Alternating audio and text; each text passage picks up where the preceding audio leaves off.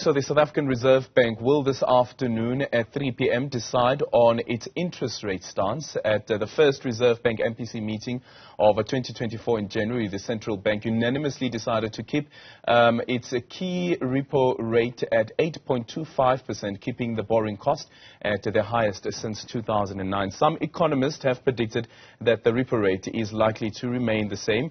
While for more on this, let's now speak to Christie Viljoen, who's a senior economist at the PwC. Christie, good morning. Thank you so much for making time for us. Let's start off here. Speak to us about the PwC's economic outlook for South Africa, which was released on the 26th of March.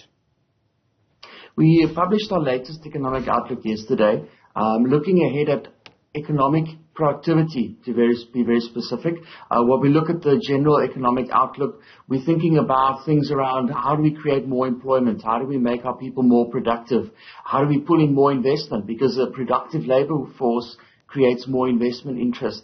And what we're thinking about is the type of analysis that tells us what can we do. And our outlook is actually thinking about a few things around education, the public institutions, for example. So all of the key factors that we need to think of as we head towards elections and what decisions need to be made about the country after elections. We look at some of those elements and how we get our people more productive and more available for jobs. Yeah, very important, more available for jobs and creating those job opportunities as well, which is something that the Reserve Bank governor continuously emphasizes on when we have the MPC's decision being made public. But we saw, for instance, with the Fed in the US, they've decided to leave the rates unchanged. Do you expect that we will follow suit as well? I think that's a general expectation for this week. Reserve Bank keeping interest rates on hold. Probably also when they meet the next time in May, because while inflation is lower at this stage than it was a year ago, and while the forecasts are still pointing towards a further decline in inflation, we are concerned with some upside risks. We've seen in the past few days reports around the risk to food inflation. February was the driest February month in about 4 decades in southern Africa. So immediately red flags about agricultural production, specifically maize, a staple food. We know that this will pressure the crop, it will pressure prices. So there's concern there that food inflation in particular is going to be a significant concern in the months ahead. We also know that the rand remains unpredictable. We also know that oil prices are vulnerable to international geopolitics. So there's a lot of uncertainty around, and the Reserve Bank will probably prefer to keep interest rates on hold and to see how some of these factors play out over the next, let's say, 3 to 6 months before they really start cutting interest rates. Yeah, and the Business Day this morning running with a story that there's an expectation that we could see the price of maize jump by at least 10%. But here's the other thing also, is looking at the price of a barrel of oil and the impact that the attack of Ukraine on Russia's refineries have had on that reduced amount capacity that Russia has.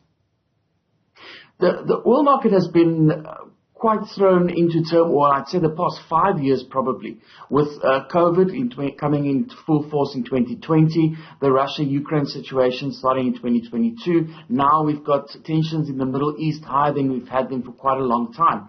And all of these have varying impacts on the oil market, not just specifically on production, but also on the shipping, supply chains being impacted, and also on the demand side. Many of these factors are weighing down global economic growth, so that impacts on demand as well. So I guess at the moment, if there's a question around what's the risk for oil prices going up or going down, it's probably the risk of going up. And in the case of South Africa, a high oil price is often associated with a weaker exchange rate as well, given how financial markets work globally. That means there's upward pressure on fuel prices. So the Reserve Bank keeps that in mind very much as a key risk factor to the inflation forecast. So they will be keeping their eye on oil very closely. And when they make these interest rate decisions, it's always based on the inflation forecast. And they will need to make different assumptions about where the oil price is going. It'll be very interesting to see today what their view is on oil if they do make a statement on that, because that is definitely a key driver of where inflation is going. Yeah. What about the decision that has been taken by the Minister of Public Service and Administration to increase the public service wage by 4.7%?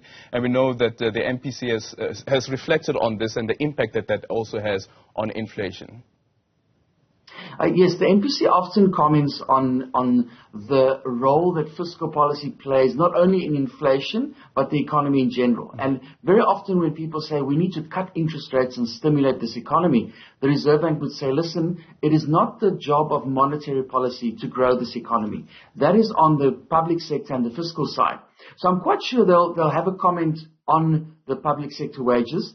I'm quite sure that they'll mention something in the lines of this might add some pressure on the inflation level, because we have to remember public sector employs several million people in South Africa, both directly and indirectly. So that increase in public sector wages could have a bit of an inflationary effect. I'm very certain they'll make a comment on that, and also the need for any kind of fiscal policy and these kinds of spending decisions to have economic growth and development in mind, because that is something that the Reserve Bank often talks about, the need for structural and economic changes coming from the public sector side that will create fast economic growth and create more jobs. Yeah, let me quickly ask you about this, Christie.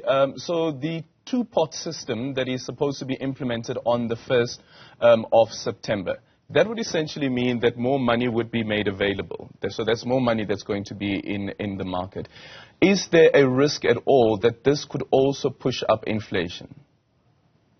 Well, as you said, it's more money available in the pockets of many people. We don't know how many people will make use of this, but there's potential for a large number of people to sort of add more money to their spending power. And as we've said with increasing in wages, it adds more money to the economy. And when there's more money chasing the same amount of goods, well, that stokes inflation. So I'm not going to say that there's going to be a direct specific impact on inflation, but it's one of the elements that we have to keep in mind. And I'm sure the Reserve Bank is thinking about that as well. What is this going to do to, let's say, overall household income? Because that is a factor when it comes to inflation. It's one of those uncertainties that we're dealing with towards the end of this year that will definitely shape where interest rates are going. And I think today's MPC statement will help us refine our expectations of when the next change will be in interest rates. Yeah, and all of this, of course, also happening as we expect an increase in electricity prices by 12.74% in April. Thank you so much for your time. That is Christie Viljoen, Senior Economist at PwC.